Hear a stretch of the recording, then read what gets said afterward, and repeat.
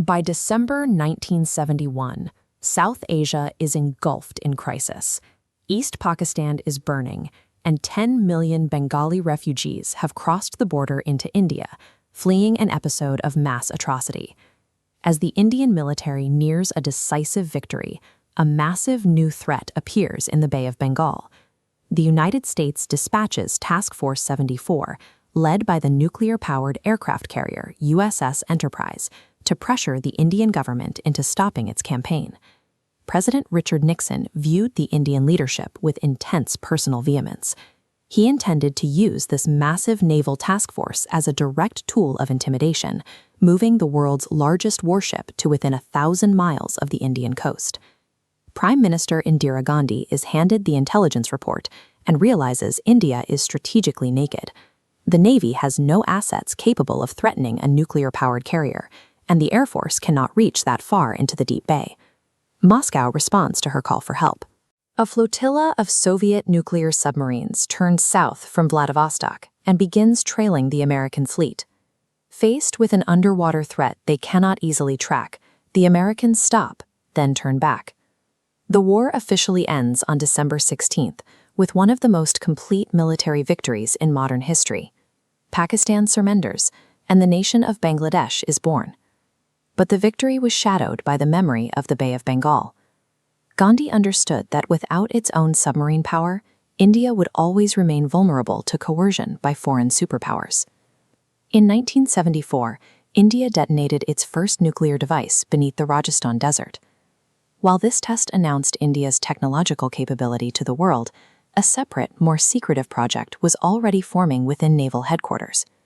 A small group of officers and scientists were summoned to a classified meeting. They were given a mandate for Project 932, a mission so sensitive that even most naval officers were unaware of its existence. The goal was to build a nuclear-powered submarine entirely within India. At the time, the country had never built a submarine of any kind, possessed no experience in naval nuclear propulsion, and was about to face decades of international sanctions. To hide the program, the government renamed it the Advanced Technology Vessel, or ATV. The name was a calculated piece of bureaucratic fog, leading foreign intelligence agencies to debate whether India was building an amphibious ship or a new type of surface combatant. In reality, India was attempting to leapfrog decades of conventional naval development by constructing the world's most complex military machine in total isolation. Scientists at the Bhabha Atomic Research Center were tasked with creating the vessel's heart, a pressurized light water reactor.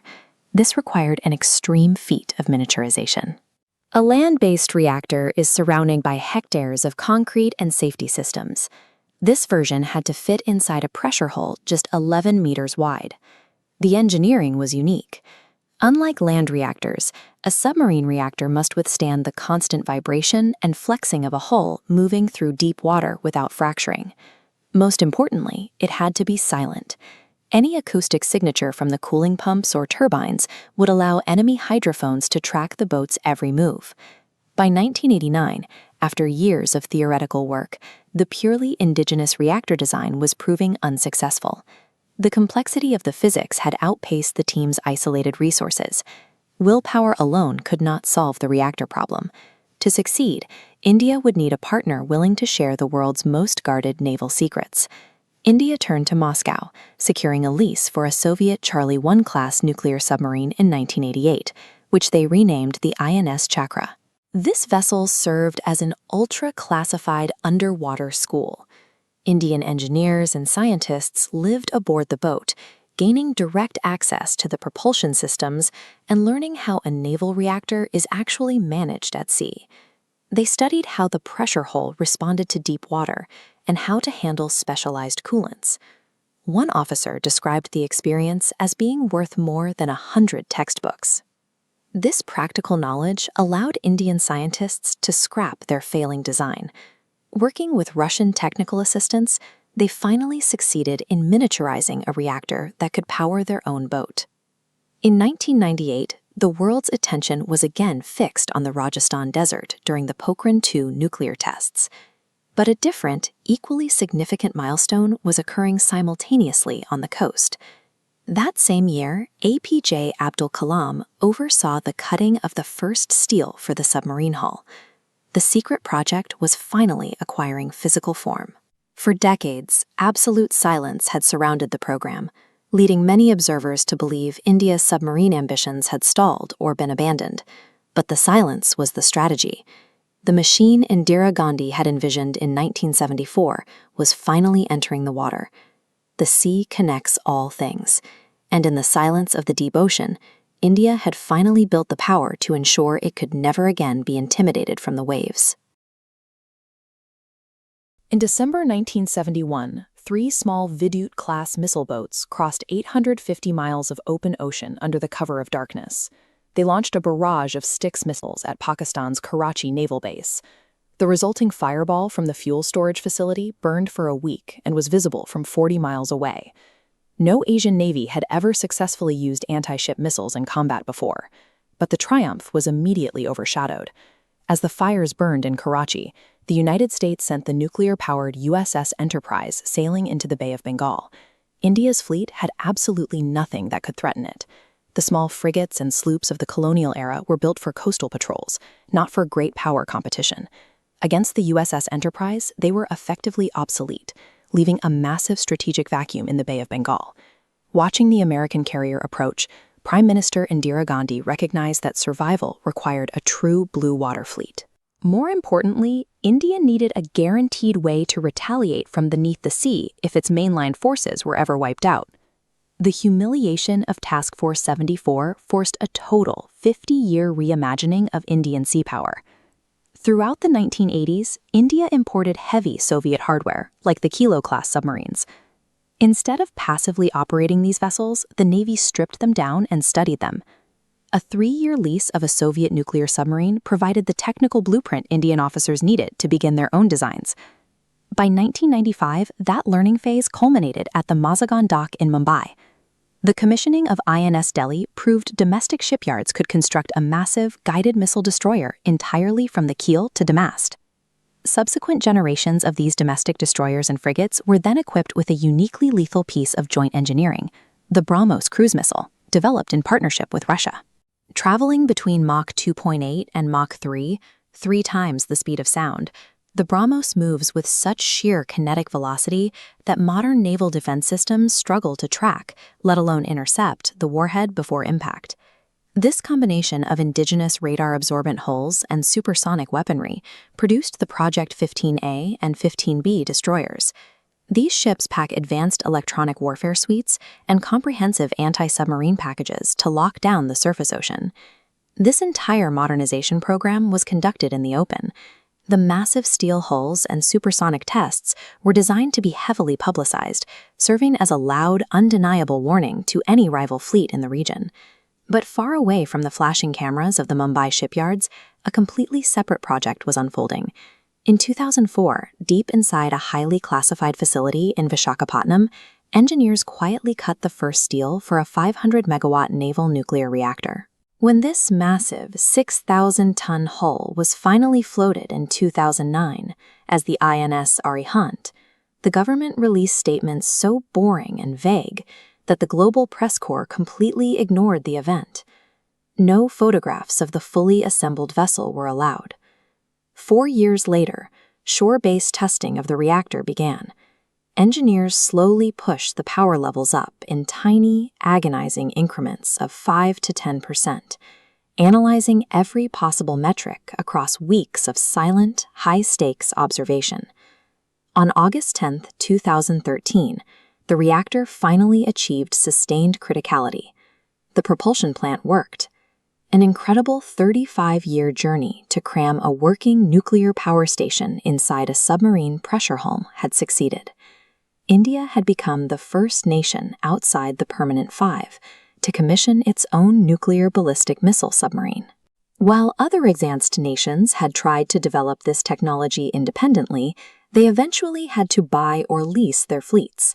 India's 35-year effort resulted in a working domestic reactor. In November 2018, Prime Minister Narendra Modi announced that INS Arihant had completed its first continuous deterrence patrol, spending 20 days completely submerged, silent, and fully armed with nuclear ballistic missiles.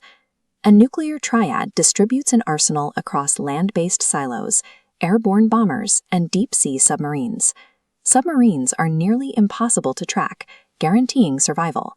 If an enemy destroys land and air forces, the hidden submarine can still launch a devastating counterattack.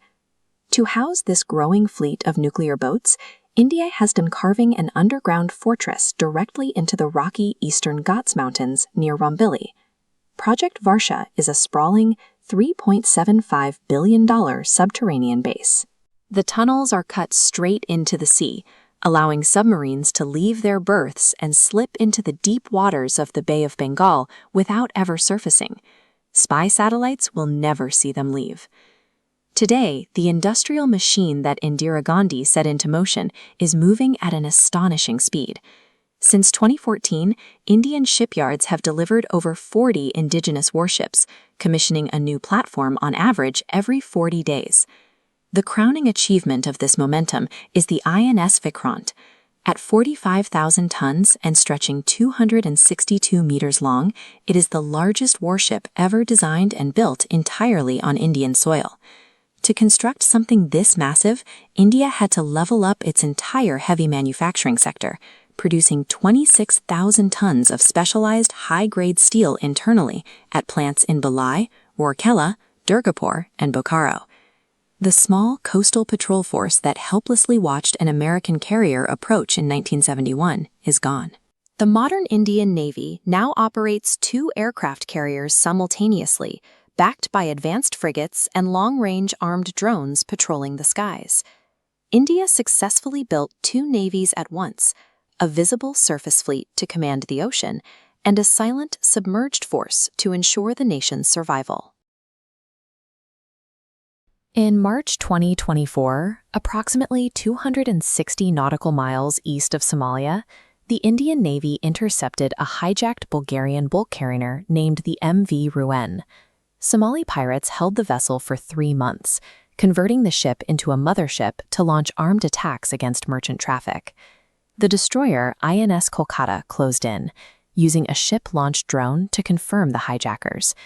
In a significant miscalculation, the pirates opened fire on the 7,400-ton warship, shooting the drone out of the sky and targeting the destroyer itself. The Kolkata responded with precision fire, targeting and disabling the Ruan's steering gear and navigational equipment. Within minutes, the pirate vessel was immobilized in the open ocean, unable to flee or maneuver.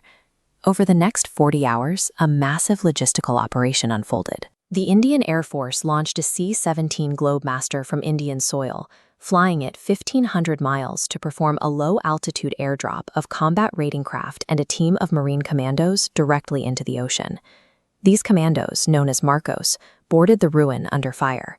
They secured the vessel, rescued all 17 crew members, and forced the surrender of all 35 pirates without suffering a single casualty. This operation took place 2,600 kilometers from the Indian coast. The logistical reach and technical precision required for such a distance led the Council on Foreign Relations to describe India as a top-class force in terms of command and control, moving the Navy past its historical reputation as a strictly regional power. While surface engagements like the Ruan rescue are highly visible, they represent the outermost layer. The most critical contest for ocean supremacy happens in total darkness, in a shadow war fought thousands of feet below the waves. A modern nuclear submarine at patrol depth is one of the quietest objects on Earth. Emitting no heat signature and possessing no radar cross-section, it can move through the deep with near total anonymity. Finding these vessels is a problem of physics. As this diagram shows, the ocean is divided into varying density layers and thermal gradients that bend and absorb sound waves, creating acoustic blind spots where a submarine can hide from traditional sonar. The Indian Navy counters this by listening from multiple angles simultaneously.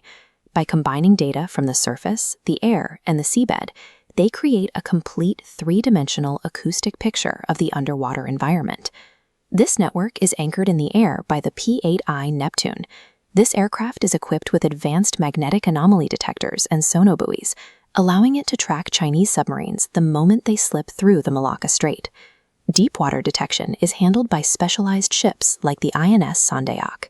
These vessels trail towed array sonars, cables thousands of meters long covered in hydrophones that can pick up the acoustic signature of a distant submarine from hundreds of kilometers away. This sensor network allows the Navy to move beyond reactive defense. By cataloging the unique sound profiles of foreign vessels and the specific acoustic quirks of the ocean itself, India systematically removes the element of surprise from the underwater battlefield. The geographic center of this strategy is the Bay of Bengal, specifically the waters off Rambili. This is home to INS Varsha, a highly classified underground base designed for the Navy's nuclear submarine fleet. The seabed here creates what oceanographers call a convergence zone. Specific temperature layers act as a natural lens, focusing and amplifying sound waves that travel into the bay. For an incoming enemy submarine, the bay acts as an acoustic moat. The convergence zone causes their mechanical noise to bounce and amplify, alerting Indian sensors long before the vessel nears the coast. However, those same thermal layers work in reverse for Indian boats. They provide natural cover, masking the sounds of a departing submarine and making it nearly impossible for external sensors to track them as they head for deep water. This makes INS Varsha a strategic fortress.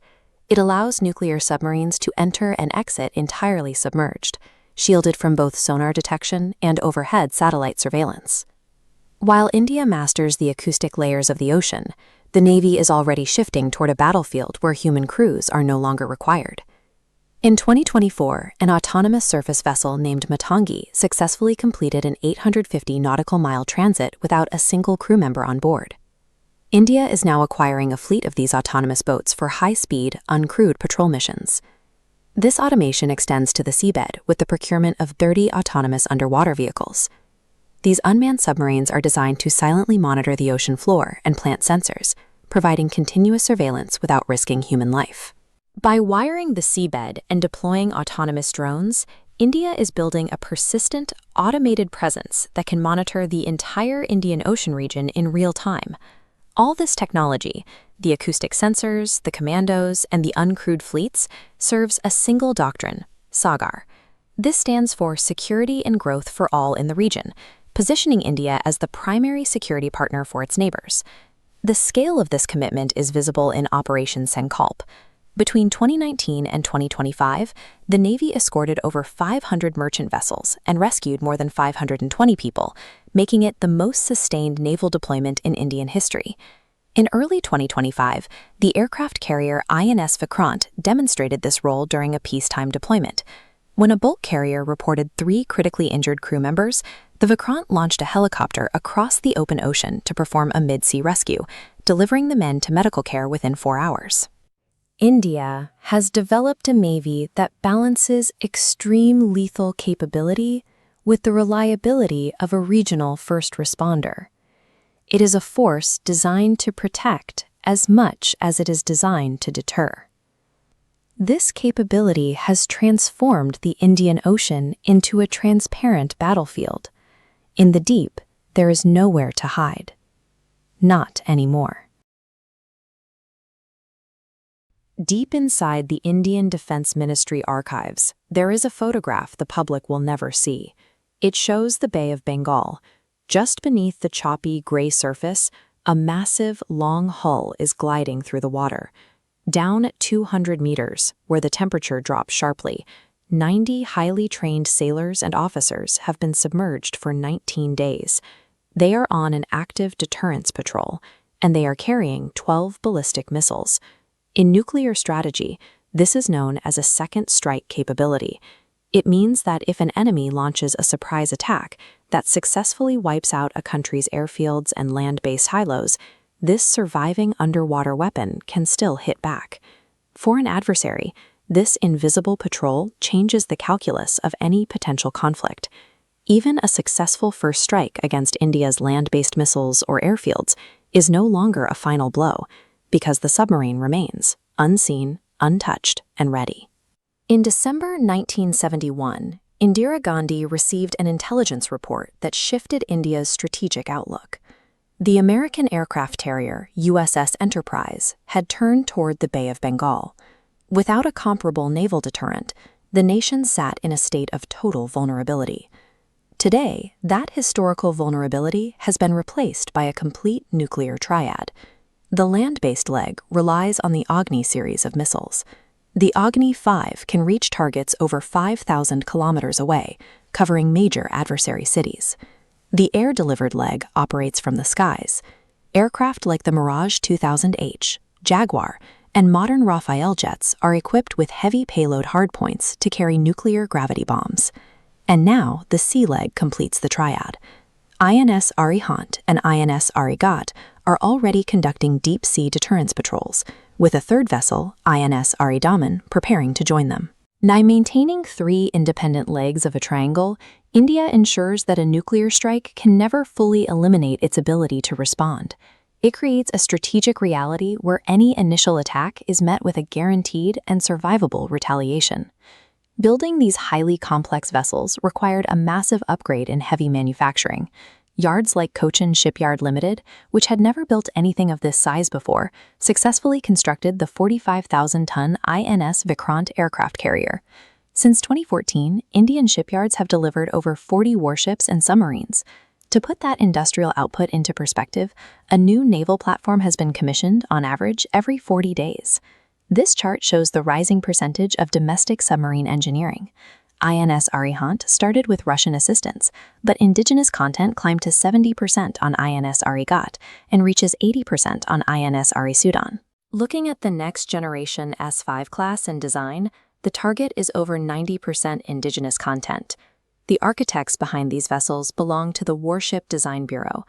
Over the years, they have accumulated the highly specialized knowledge required to sketch and forge hulls that are simultaneously strong enough to withstand deep-sea pressure, stealthy on radar, and hydroacoustically quiet. Relying on foreign suppliers leaves a military vulnerable to supply chain embargoes. The ability to design and manufacture these massive machines entirely at home is as vital a defense asset as the weapons themselves. The underwater threat environment is rapidly accelerating. China currently operates 12 nuclear submarines, while Pakistan has acquired Hangar-class diesel boats, reportedly intending to arm them with nuclear-capable cruise missiles. To counter this, in October 2024, India approved the construction of nuclear-powered attack submarines, or SSNs. Unlike the ballistic missile subs waiting for a retaliatory strike, SSNs are fast, offensive hunters designed specifically to track and destroy enemy vessels. The definitive expression of this fleet will be the S5 class. These boats will weigh 13,500 tons and draw their speed from massive 190-megawatt reactors, providing more than twice the power of the current submarines. This map illustrates the reach of the K-5 missiles the S5 class will carry. Firing from the deep safety of the Bay of Bengal, the 5,000-kilometer range rapidly expands outward, encompassing any target across China and Pakistan. Armed with these capabilities, the Indian Navy's undersea doctrine shifts. The traditional strategy of waiting to retaliate is now joined by a lethal offensive threat, capable of projecting force across the entire continent. We saw this operational muscle flexed during Operation Sindoor in May 2025. Following the Polygon terrorist attack, the Navy surged 36 warships into the Arabian Sea in just 96 hours. This massive strike force was built entirely around the INS Vikrant carrier battle group, flanked by a full complement of Kolkata and Vishakhapatnam-class destroyers, 7 frigates, and 6 submarines. The Indian Director General of Naval Operations confirmed they were prepared to strike multiple targets simultaneously. Faced with this overwhelming wall of steel visible on their radar screens, Pakistan's naval assets stayed in port. An undeclared blockade took hold. In December 1971, India looked at the water and saw a foreign carrier group it could not challenge. 54 years later, Pakistan looked at the Arabian Sea and saw an Indian carrier group of homegrown design that completely trapped them. The strategic vulnerability of 1971 was entirely inverted. Strategic Studies professor Brahma Chelani notes that while India may not be a great power quite yet, it is becoming one. The ultimate proof of this, he argues, is what the nation builds in the dark. Deep into the coastal hills of Andhra Pradesh, an underground submarine fortress called INS Varsha is currently under construction. Expected to reach full operational capability in 2026, its deep-water tunnel network will allow these nuclear submarines to slip straight into the Bay of Bengal without ever surfacing to be photographed by foreign spy satellites. It took over 5 decades of engineering, classified research, and long-term industrial planning to reach this point. Beneath the Indian Ocean, that investment remains active, a silent force running in the dark,